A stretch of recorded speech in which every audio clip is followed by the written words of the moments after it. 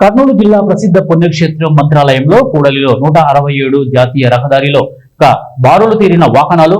మంత్రాలయంలో సెలవు రోజు వస్తే చాలు వేలాది వాహనాలు రావడంతో మంత్రాలయంలో ట్రాఫిక్ సమస్య నిత్యకృత్యమైంది. దసరా సెలవు రోజుల్లో బుధవారం, గురువారం సెలవు రోజు కావడంతో బుధవారం సాయంత్రం నుంచి వివిధ ప్రాంతాల నుంచి కర్ణాటక, తమిళనాడు, తెలంగాణ రాష్ట్రాల నుంచి వేలాది మంది భక్తులు వాహనంలో రాఘవేంద్ర స్వామి దర్శనానికి మంత్రాలయానికి చేరుతున్నారు. దీనికి తోడు అటు ఎమ్మిగనూరు, కర్నూలు, ఇటు తుంగభద్ర రైల్వే స్టేషన్ నిత్యం వెళ్లే వారికి ఇబ్బందులు తప్పడం లేదు.